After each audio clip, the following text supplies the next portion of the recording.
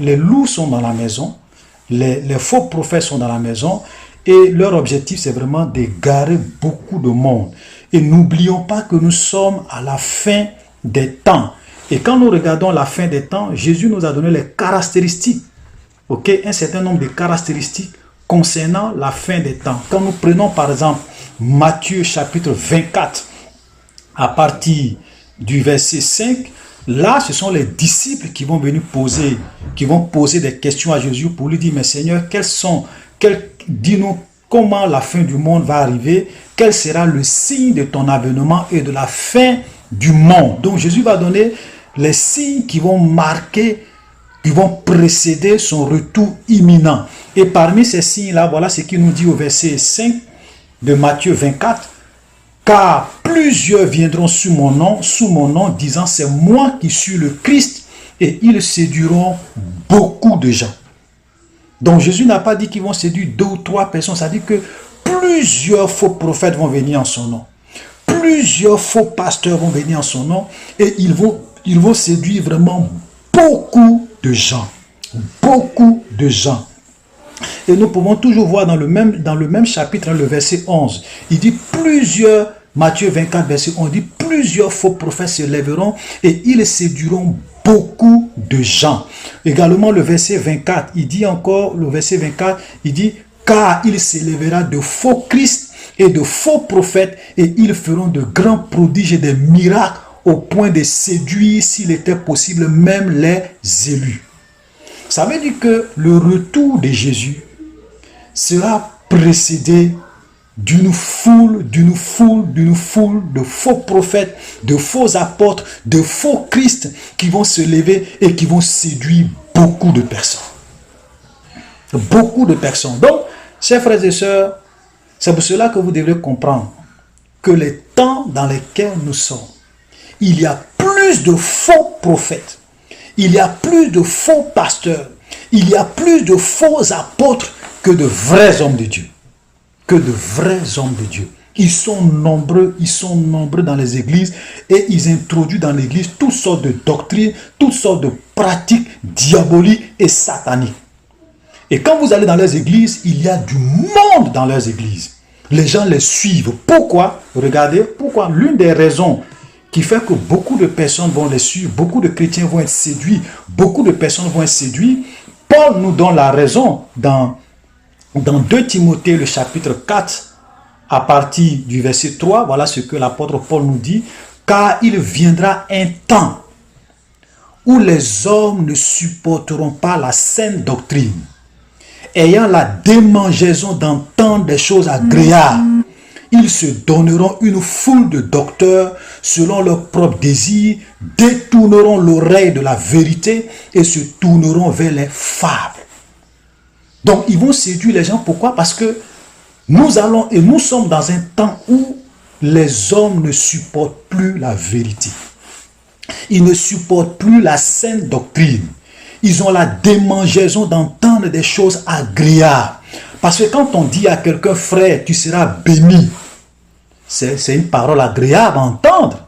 Quand on dit à quelqu'un, tu seras prospère, c'est une parole agréable. Quand on dit à quelqu'un, cette année, tu auras ton mariage, c'est une année agréable, ce sont des paroles agréables. Quand on dit à quelqu'un, tu es appelé à régner, tu es une étoile, tu es un astre brillant, tu dois gouverner, tu dois être à la tête de ce monde, c'est toi qui dois être vraiment, nous devons être les plus puissants. Ce sont des paroles agréables. Même si vous dites ça à des païens, ils vont vous dire Amen.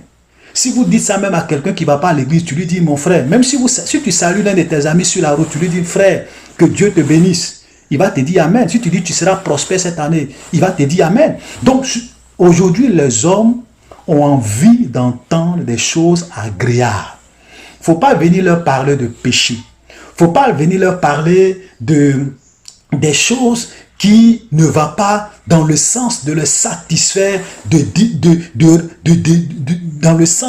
dans le sens où leurs oreilles ne vont pas supporter ça. faut leur dire des choses agréables, des paroles mielleuses. Tu vas voyager, tu auras le visa, cette année c'est ton année, tu ne seras pas le poulet de quelqu'un, tu ne seras pas le mouton de quelqu'un, tu vas grandir, Dieu sera avec toi. Et on dit Amen, Amen, Amen. Et ça fait qu'aujourd'hui, les hommes ne prêchent plus sur le péché, on ne prêche plus sur la sanctification, on ne prêche plus sur des choses que les gens n'ont pas envie d'entendre. Voilà les messages qu'il prêche. Et la Bible a prédit ces choses. Il dit les temps vont arriver où les hommes ne vont plus supporter la sainte doctrine, mais ayant la démangeaison d'entendre des choses agréables, ils se donneront une foule de docteurs, selon leur propre désir. En réalité, pourquoi ces faux prophètes prospèrent? Pourquoi ces faux docteurs prospèrent? Parce que les hommes eux-mêmes se sont donnés, en fait, les hommes ont justifié, justifient l'existence de ces faux prophètes. Pourquoi? Parce qu'ils veulent entendre des choses agréables. Voilà la vérité, frère. Nous sommes à la fin des temps. Et regardez ce que Dieu va faire à la fin des temps. Voilà. Il y a un verset dans la Bible qui est très très grave, qui est très très dangereux, que moi je considère comme l'un des versets les plus dangereux de la Bible. Regardez quand nous lisons dans 2 Timothée chapitre 2, le verset 11. Parce que là, Paul est en train de parler du retour de Jésus et des caractéristiques ou bien des signes qui doivent se produire avant que Jésus ne vienne. Et il a donné 2 signes. Il dit il faut que l'apostasie soit. Quand vous lisez 2 Thessaloniciens chapitre 2, vous pouvez lire tout le chapitre, c'est très intéressant. Il a donné 2 signes qui vont précéder le retour de Jésus. Le premier signe, il a dit qu'il faut que l'apostasie soit. Aujourd'hui, nous sommes dans l'apostasie, nous sommes en plein dans l'apostasie. L'Église, aujourd'hui, est majoritairement une église apostate. Apostate, c'est-à-dire que les gens vont à l'église, les gens disent le nom de Jésus, mais en réalité, ils ont abandonné la foi, ils ont abandonné la vérité, ils ne suivent plus Dieu. Deuxième signe qu'il donne, c'est qu'il faut qu'on voit paraître l'antichrist, il faut qu'on voit paraître le fils du diable, le fils de la malédiction. Voilà. Parce qu'il y a beaucoup qui pensent que l'église va être enlevée avant que l'antichrist ne paraisse. Frère, la Bible est claire, la Bible donne 2 signes. Il dit, on le verra paraître. On n'a pas dit qu'on va voir tout son règne, mais on va au moins le voir paraître. On va au moins le voir paraître. Et quand l'antichrist va paraître, regardez ce que la Bible dit. Concernant les chrétiens, ou bien les enfants de Dieu qui n'ont pas eu l'amour de la vérité, regardez ce que Dieu va faire en ce temps-là.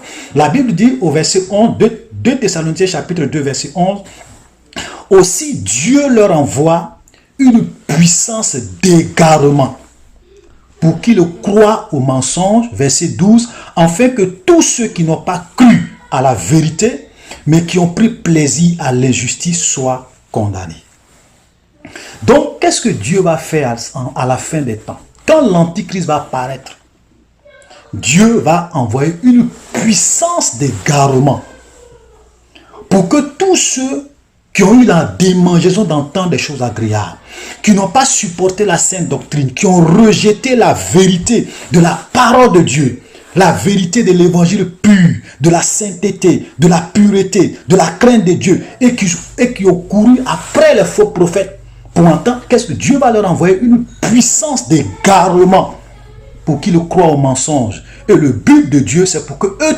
tous, ils soient condamnés avec le diable. Frère, c'est pour cela que je vous dis, frère, faisons attention.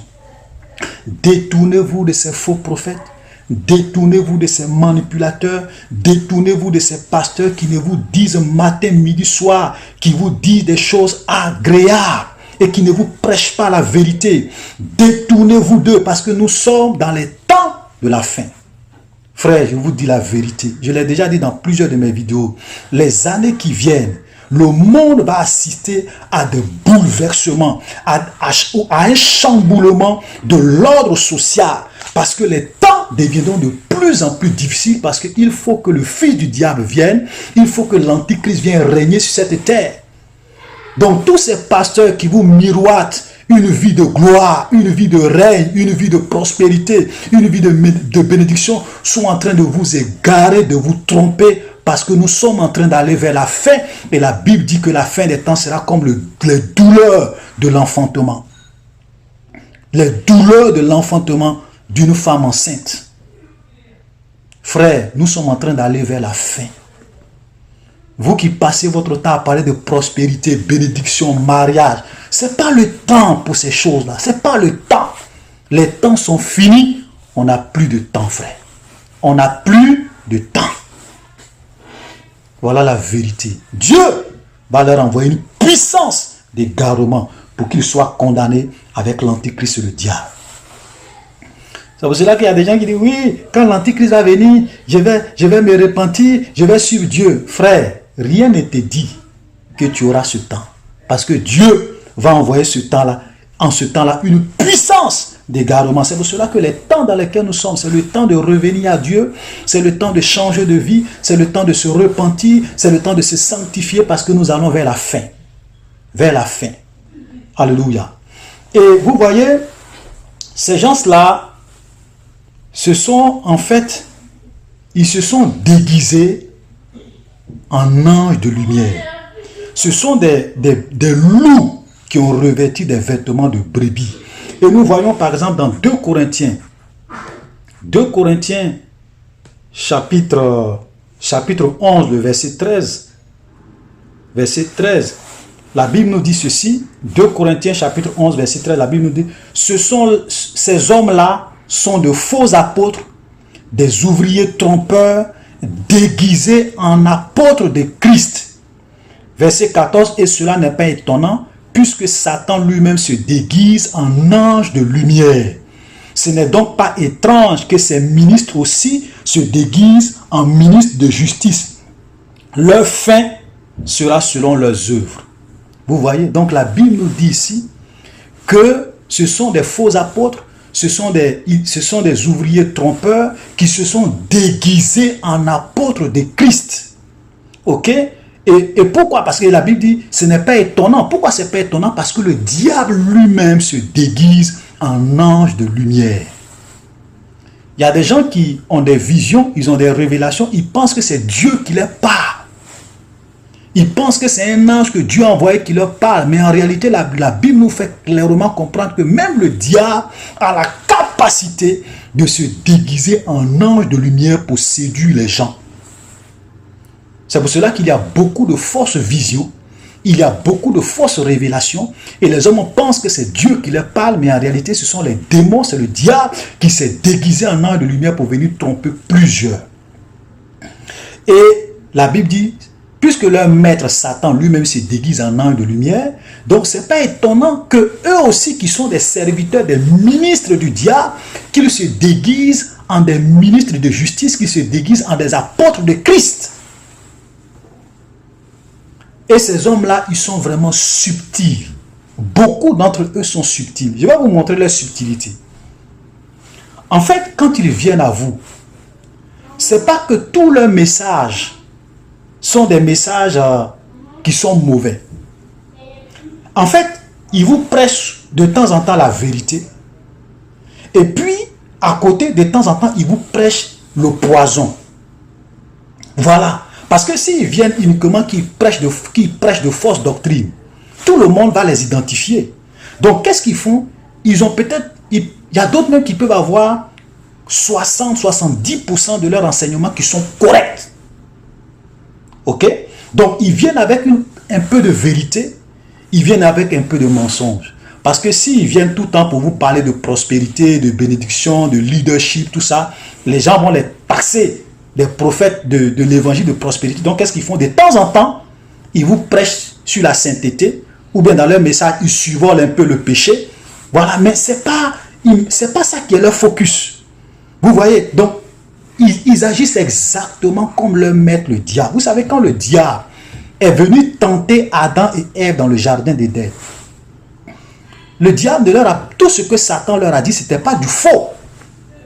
Satan a dit à Ève, le jour que vous allez manger, vos yeux vont s'ouvrir, vous allez être comme des dieux, vous allez connaître le bien et le mal. Ça, c'est la vérité. leurs yeux se sont ouverts. Ils ont connu le bien et le mal. Ça, c'est la vérité. Mais le mensonge, c'est quoi? C'est lorsque le diable leur a dit, vous n'allez pas mourir. Alors que Dieu leur avait dit, le jour que vous allez manger, vous allez mourir. Donc le diable est venu avec une partie de la vérité et une partie du mensonge. Et c'est le mensonge qui va vous tuer, qui va vous détruire à la fin. C'est le mensonge qui tue et qui détruit à la fin. Voilà, donc, quand vous voulez tuer quelqu'un, vous faites un bon plat de riz, un bon plat de tchèp, un bon plat de foutou. Vous faites un bon plat attirant, vraiment un plat extraordinaire. Et de telle sorte que quand la personne même voit ce plat, la personne aura envie de manger. Mais vous faites quoi? Vous ajoutez quelques gouttes de poison. Et ce sont ces quelques gouttes de poison dans ce plat-là qui va tuer la personne. C'est ce que certains de ces faux prophètes-là font aujourd'hui. C'est-à-dire qu'ils vous envoient un certain nombre de messages vrais, mais ils vous envoient aussi du poison qui vont vous détruire à la fin. Frères et sœurs, faisons beaucoup attention. Nous sommes dans les temps de la fin. Je ne veux pas vraiment être long, c'est une petite vidéo que je voulais faire pour encore vous informer, pour encore vraiment vous dire de faire beaucoup attention. Vous savez, beaucoup d'enfants de Dieu sont prudents quand ils choisissent l'école de leurs enfants. Beaucoup de chrétiens sont prudents quand ils choisissent les hôpitaux où ils vont faire soigner leurs enfants. Mais quand il s'agit du salut de leur âme, ils ne sont pas aussi prudents et exigeants. Vous voyez, c'est-à-dire qu'on est beaucoup prudent, on se dit, bon, il faut que je choisisse la meilleure école pour que mon enfant soit bien éduqué. Même si à côté de ta maison, il y a une école qui enseigne bien, tu préfères aller mettre ton enfant dans une école où tu sais que l'enseignement est de meilleure qualité.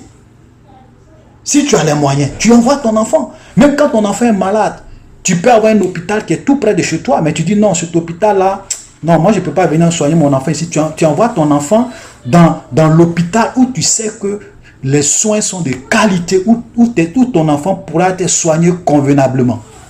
Tu mets les moyens.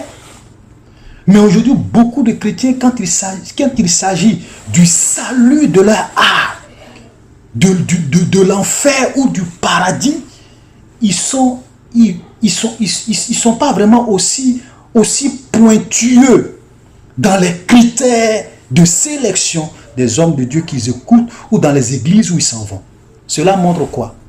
Frères, ça donne l'impression que notre santé est plus importante que notre vie spirituelle, notre salut éternel. Cela donne l'impression que notre éducation est plus importante que notre santé, notre salut spirituel. Alors que le salut de notre âme est plus important que toute autre chose, que nos études, que notre santé, que tout ce que nous pouvons imaginer, que même notre carrière, notre santé, notre salut spirituel est plus important que ça. Frères et sœurs, je ne veux pas être long. Vous savez, comme je l'ai dit, nous sommes en train d'aller vers la fin. Ceux qui ont des oreilles vont comprendre. Ceux qui ont des yeux vont voir. Ce n'est pas tout le monde. Soyez bénis. Shalom.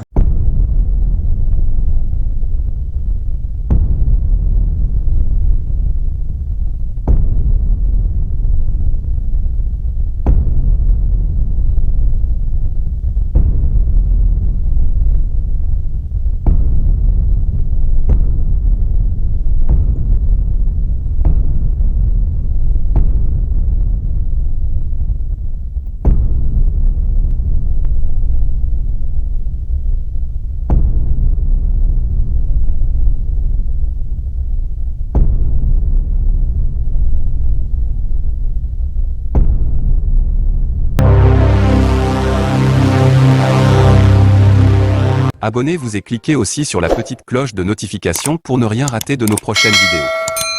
N'oubliez pas de partager aussi la vidéo et de la liker.